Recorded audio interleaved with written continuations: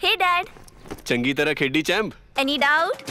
किदा किदी अच वेखो सुके सुके दाग वेखो ਨੋ ਡਾਊਟ ਇਹਨਾਂ ਸੁੱਕੇ ਦਾਗਾਂ ਲਈ ਹੈ ਸਰਫ ਐਕਸਲ ਮੈਟਿਕ ਹੁਣ ਨਵੇਂ ਪੈਕ ਵਿੱਚ ਐਸਪੀਪੀ ਟੈਕਨੋਲੋਜੀ ਦੇ ਨਾਲ ਇਹ ਜ਼ਿੱਦੀ ਸੁੱਕੇ ਦਾਗ ਕੱਢੇ ਸੈਮੀ ਆਟੋਮੈਟਿਕ ਮਸ਼ੀਨ ਵਿੱਚ ਹੀ ਐਨੀ ਡਾਊਟ ਨਵਾਂ ਸਰਫ ਐਕਸਲ ਮੈਟਿਕ।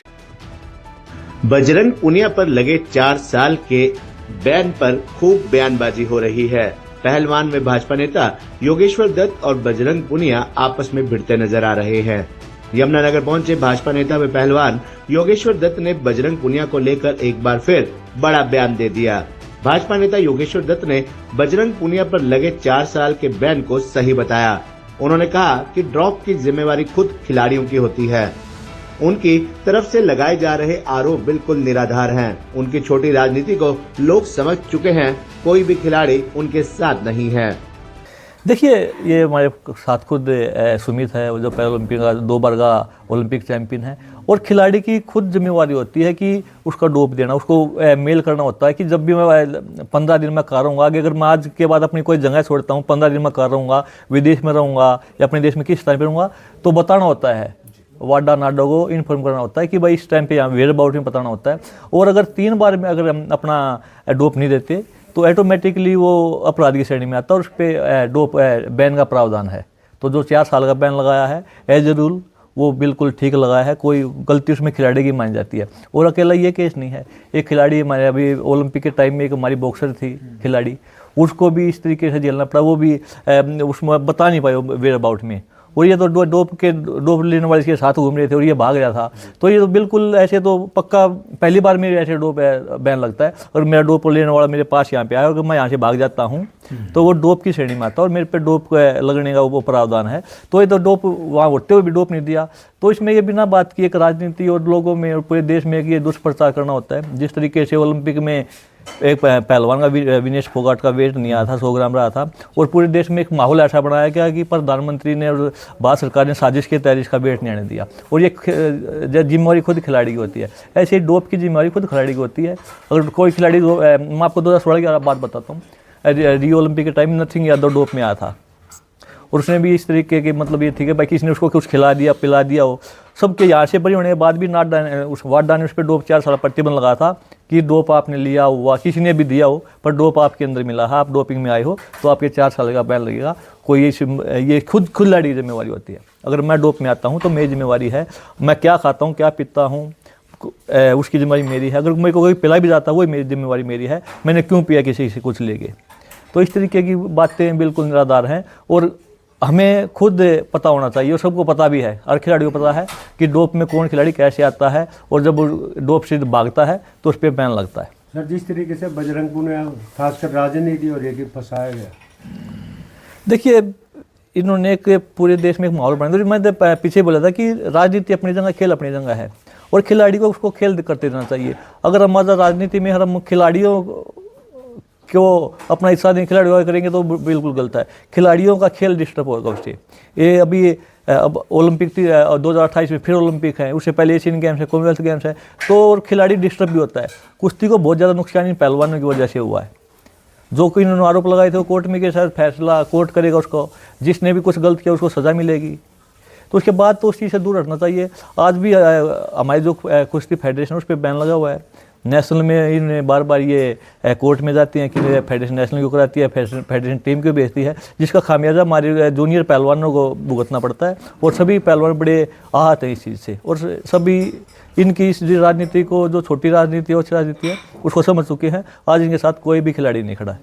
भाजपा नेता एवं पहलवान योगेश्वर दत्त ने कहा कि नशा एक गंभीर समस्या है। नशे से पंजाब के युवा बर्बाद हुए, अब हरियाणा में भी नशा लगातार बढ़ रहा है। योगेश्वर दत्त ने कहा कि नशे के दुष्परिणाम काफी हैं, इससे देश को काफी ज्यादा नुकसान हो रहा है। उन्होंने अभिभावकों से भी आह्वान किया कि बच्चों का ध्यान स्वयं रखें। युवा इस देश की रीढ़ की हड्डी हैं। उन्होंने कहा कि आप अपने बच्चों को किसी भी खेल में अवश्य डालें ताकि वे बुरी संगत से बच सकें और खेल के माध्यम से अपने आप को हर प्रकार से मजबूत करें। पहलवान योगेश्वर दत्त ने कहा कि नशे को अगर खत्म करना है तो सबसे पहले अपने घर से इसकी लड़ाई शुरू करनी होगी।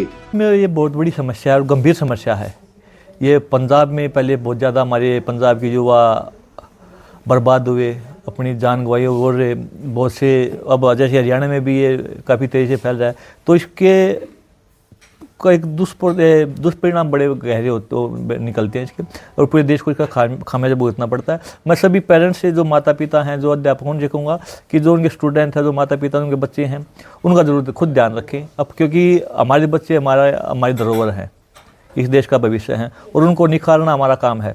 बच्चा खासकर शाम को बच्चा 6 से और 8 बजे तक कहाँ रहता है, उसी टाइम में ज़्यादा बच्चा अच्छा और बुरा बनता है, कि शाम को अपने बच्चे का ख्याल जरूर रखें। और मैं तो ये कहूँगा कि अपने बच्चे जितने भी हैं तो अपने बच्चे को किसी न किसी खेल ग्राउंड में भेजें। अगर बच्चा कोई शाम को खेलेगा तो नशे से बचेगा, बुरी संगति से बचेगा, और खेल है जो बहुत कुछ सिखाता है। खेल हमें आगे बढ़ना सिखाता है, संघर्ष करना सिखाता है, और आपसी भाईचारा मेल जोल सिखाता है। तो मैं यही कहूँगा कि नशे के खिलाफ हम सबको लड़ना होगा, इसमें अकेली कोई सरकार कुछ नहीं कर सकती। जब तक हम इसके लिए जागरूक नहीं होंगे, हम औरों को जागरूक नहीं करेंगे, तब तक कुछ नहीं हो सकता। तो सरकार के साथ मिलके हमें इसके खिलाफ भी एक मुहिम चलानी चाहिए, और अपने घर से स्टार्ट करनी चाहिए कि मेरे घर में, हमारे घर में कोई बच्चा नशा ना करता हो, और उसको नशे से कैसे दूर रखना है, कैसे उसको जागरूक करना है, कैसे उसको समझाना है, वो हमारा फर्ज बनता है। पहलवान में भाजपा नेता योगेश्वर दत्त ने खेल नीति की तारीफ करते हुए कहा कि इस खेल नीति से ओलंपिक चैंपियन को 6 करोड़ रुपए मिलते हैं, सरकारी नौकरियां दी जाती हैं। उन्होंने कहा कि आज से 10 साल पहले हमारे पास अच्छे कोच नहीं थे, स्टेडियम नहीं थे, आज इसमें बहुत बड़ा बदलाव खेल नीति के माध्यम से हुआ है। उन्होंने कहा कि प्रधानमंत्री भी समय समय पर खिलाड़ियों को मोटिवेट करते हैं। उन्होंने कहा कि आने वाले समय में देश के खिलाड़ी पूरी दुनिया में जीत का परचम लहराकर भारत देश का नाम रोशन करेंगे। खबरनामा हरियाणा के लिए यमुनानगर से ब्यूरो रिपोर्ट। नीति बनाई है, आप सबको पता है कि वो बड़ी अच्छी खेल नीति है। आज ओलंपिक चैंपियन को 6 करोड़ रुपए मिलते हैं, एशियन गेम्स के गोल्ड मेडलिस्ट को 3 करोड़ मिलते हैं, कॉमनवेल्थ गेम्स के गोल्ड मेडलिस्ट को 2 करोड़ रुपये मिलते हैं, और अलग अलग विभागों में नौकरियां दी जाती हैं। और मेरा ये मानना है कि हमें सुधार की गुंजाइश हमेशा रहती है। अगर आप आज से 10 साल पहले देखोगे तो हमारे पास अच्छे कोच नहीं थे, अच्छे स्टेडियम नहीं थे। पूरे देश की मैं बात करता हूँ, अकेले हरियाणा की बात नहीं करता मैं। 2016